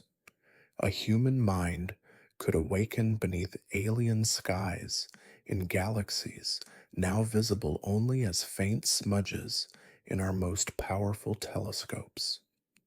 The universe allows exploration on scales that stretch beyond the boldest dreams of science fiction. For travelers who wish to return to preserve even a fragile link to human civilization, the limits tighten dramatically. Returning within a few centuries of Earth time confines exploration to perhaps a few hundred light years. Vast by everyday standards, containing hundreds of thousands of star systems and billions of planets, yet still only a thin slice of the Milky Way and an infinitesimal fraction of the cosmos as a whole. The deepest implication of these calculations lies not in where we could go, but in what they reveal about our place in the universe. We live in a cosmos that does not imprison life on a single world. The laws of physics permit passage to the stars, to other galaxies, to structures spanning billions of light years. The barriers we face are not written into reality itself. They are limits of technology, energy, and time, not of nature's permission. The universe has not built walls around consciousness. It has left doors ajar. Through time dilation and relativistic motion, it allows a single human lifetime, measured from within, to encompass journeys that would have humbled the gods of ancient myth. From one small planet orbiting an ordinary star, a traveler could witness superclusters of galaxies, immense cosmic voids, and the filamentary web that shapes space-time on the grandest scales. And yet woven into this vast freedom is a profound solitude. Even with flawless technology, most of the universe will remain forever unreachable. Cosmic expansion draws a horizon around us, one that retreats as we approach it. The majority of galaxies we observe have already slipped beyond all possibility of contact. Their light still reaches us carrying stories from deep time, but their shores can never be touched. The two trillion galaxies within the observable universe stand not as destinations, but as reminders. Reminders that seeing is not the same as reaching. That knowledge can extend farther than presence, and that our cosmic moment is both extraordinarily open and quietly, irrevocably finite. Perhaps only a millionth of the galaxies we can see, those bound within our local supercluster, may ever be reachable before cosmic expansion carries the rest beyond the event horizon. Everything else exists only as light, ancient photons that traveled for billions of years just to reach our eyes, painting images of places we will never step into. This perspective does not diminish the achievement of reaching the stars. It gives that achievement its true scale. Humanity could become an interstellar civilization spreading across hundreds or even thousands of light years, settling worlds throughout our galactic arm, and still occupy only an infinitesimal fraction of accessible space. We could fill the entire Milky Way and still be nothing more than a single grain of sand on an endless beach. So, the question of how far a human can travel in one lifetime is not really a question of distance, it is a question of choice. Physics allows almost anything. Engineering remains our challenge. But beyond engineering lies something deeper. Every destination implies a decision about identity, about connection, about what exploration is truly for. A traveler bound for Andromeda accepts a one-way journey into an alien future. They will never see another human face from their original era. They will never share their discoveries with the civilization that made their departure possible. In a very real sense, they become a seed of humanity planted in foreign soil, growing apart from the tree that gave them life.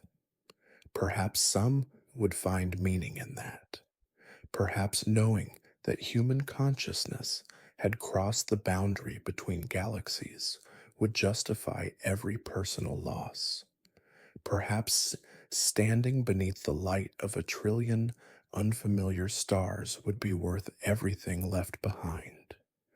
Or perhaps the human spirit needs connection as much as discovery.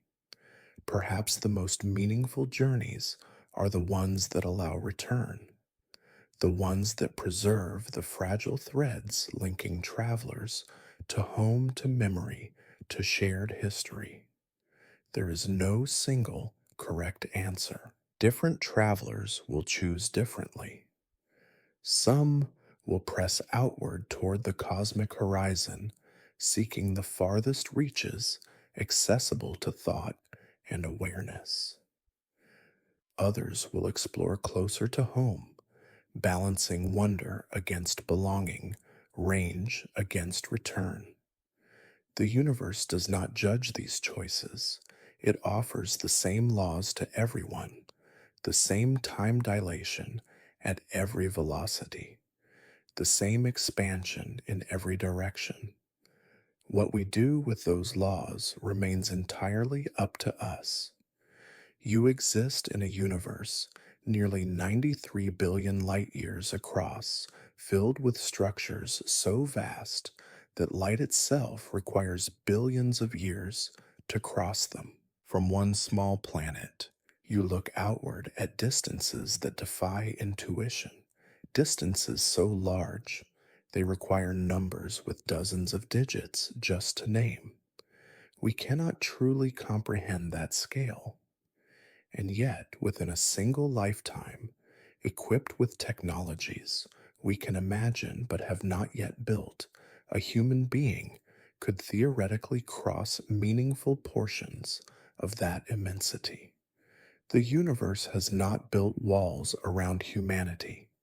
It has built highways stretching toward every horizon.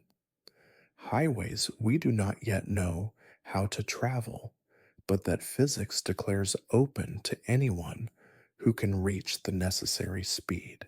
How far a human can travel in one lifetime ultimately depends on what we are willing to build, what we are willing to sacrifice, and what we choose to value along the way. Range or return, exploration or connection, discovery or belonging. These are not questions physics can answer for us. They remain profoundly human even when their consequences span galaxies. The stars are not impossibly distant. They are simply waiting. The galaxies are not forbidden. They ask only for velocity patience and acceptance of time's cost. Somewhere between the 430,000 miles per hour we have already achieved, and the extreme velocities where time itself bends, lies a threshold where human exploration shifts from dream to reality. The distance a human could travel in one lifetime is not limited by the laws of the universe. It is limited only by imagination, determination, and our willingness to pay the price the cosmos demands for passage. And for now, the universe continues to expand quietly, carrying its light outward, waiting to see what we choose to do next.